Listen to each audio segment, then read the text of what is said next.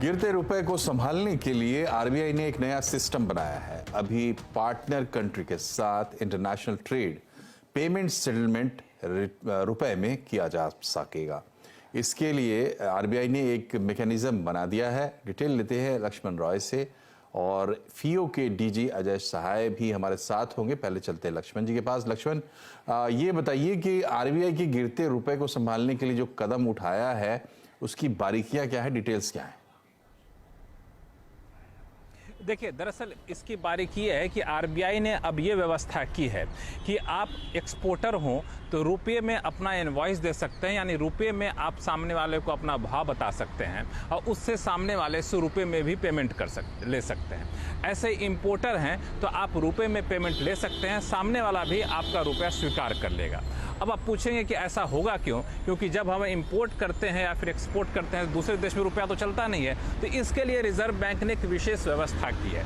विशेष व्यवस्था के तहत ये किया गया है कि एक ऑथराइज बैंक रहेगा, एडी बैंक, जिसको ऑथराइज डीलर बैंक कहते हैं। वो ऑथराइज डीलर बैंक इंडिया में कई सारे हैं। उन ऑथराइज डीलर बैंक के पास एक अकाउंट खुलेगा, एस्ट्रो अकाउंट खुलेगा।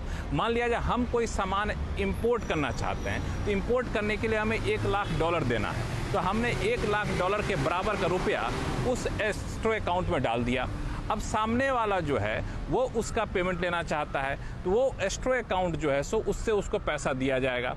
लेकिन ऐसे हम एक्सपोर्ट करते हैं तो एक्सपोर्टर को पैसा चाहिए होगा, तो वो पैसा एस्ट्रो अकाउंट के जरिए फिर एक्सपोर्टर के पास आ जाएगा। तो कुल मिला कहें बीच में डॉलर की ज़रूरत कहीं नहीं पड़ने वाली है। इसकी व्यवस्था यहाँ पे आरबीआई ने की है और इस व्यवस्था के तहत ये किया गया है कि जो एडी बैंक है, ऑथराइज डीलर बैंक है, ये पहले रिजर्व बैंक से परमिशन लेंगे कि हमें किस बैंक के साथ रुपये सेटलमेंट करना है, और ऑथराइज डीलर बैंक जो है जिस देश के साथ रुपये का लेन देन किया जाना है उसके बैंक के साथ मिलकर के यहाँ पे एस्ट्रो अकाउंट खोला जाएगा। और मान लिया जाए चूंकि हम एक्सपोर्ट कम करते हैं, इंपोर्ट ज़्यादा करते हैं, तो जाहिर तौर पर पैसा सरप्लस बचा रह जाएगा। तो ऐसे में क्या होगा, तो उसको फिर प्रोजेक्ट डेवलपमेंट के तौर पर लगाया जाएगा, जैसा कि रिजर्व बैंक ने अपने ऑर्डर में कहा है। तो रुपये के लेन देन के जरिए एक्सपोर्ट इंपोर्ट सुगम हो सकेगा, डॉलर की ज़रूरत कम पड़ेगी, तो जाहिर तौर पे डॉलर के मुकाबले रुपया जो गिर रहा है उसे थामने में मदद मिलेगी। तो एक्सपोर्ट इंपोर्टर्स के लिए काफ़ी राहत की खबर है। खासतौर से श्रीलंका, रूस जैसे देशों के साथ अगर कारोबारी रिश्ता करना है तो उनके लिए काफ़ी बेहतरीन खबर होगी। विशेष आपके हमारे गेस्ट अजय सहाय जी हैं, फियो के डीजी, वो आपको ज़्यादा बेहतर बताएंगे। अजय साहब को जोड़ने की कोशिश कर रहे हैं लक्ष्मण जी, लेकिन उनसे पहले अजय जी जुड़ गए हमारे साथ। अजय जी, आपका बहुत बहुत स्वागत है सीएनबीसी आवाज पर। सरकार ने ये जो नया मैकेनिज्म तैयार किया है रुपये में सेटलमेंट का, पहली नजर में आपकी प्रतिक्रिया क्या है इस पर? नहीं, बहुत अच्छा एक प्रोविजन किया गया है, बिकॉज आज की डेट में बहुत से कंट्रीज हैं जो acute foreign exchange shortage face कर रहे हैं, जिससे कि हमारा एक्सपोर्ट इंपोर्ट उनके साथ प्रभावित हो रहा है। जो ये प्रोविजन किया गया है उनसे उन कंट्रीज के साथ भी हम ट्रेड कर सकेंगे। तो ये जो है, बहुत से कंट्री हम देखते हैं साउथ अमेरिका में या अफ्रीका में, आज की डेट में वो सिर्फ जो ट्रेडिंग है वो खाली लेटर ऑफ क्रेडिट के थ्रू कर रहे हैं, बिकॉज उनके पास फॉरेन एक्सचेंज की शॉर्टेज है और वो पूरा फॉरेन एक्सचेंज मॉनिटर कर रहे हैं। तो अगर हम रुपये में डील कर सकते हैं उन कंट्रीज से, तो हम दोनों तरफ से एक्सपोर्ट इंपोर्ट को बढ़ावा दे सकते हैं। खाली इस प्रोविजन में एक चीज हमें समझनी होगी कि जो एक्सपोर्ट बेनिफिट्स हैं उन पे क्या है, बिकॉज जनरली जब फॉरेन करेंसी में पेमेंट आता है तभी एक्सपोर्ट बेनिफिट मिलते हैं और जनरली एक्सपोर्ट बेनिफिट रुपये में नहीं मिलते हैं। तो ये थोड़ी एक लिटिल क्लैरिटी रिक्वायर्ड होगी, अदरवाइज बहुत अच्छा कदम है। और ये इंडिया का जिस तरह रिकॉग्निशन वर्ल्ड में है, इंडियन करेंसी का रिकॉग्निशन बढ़ रहा है, उसको भी इंटरनेशनलाइजेशन करने में एक मदद मिलेगी।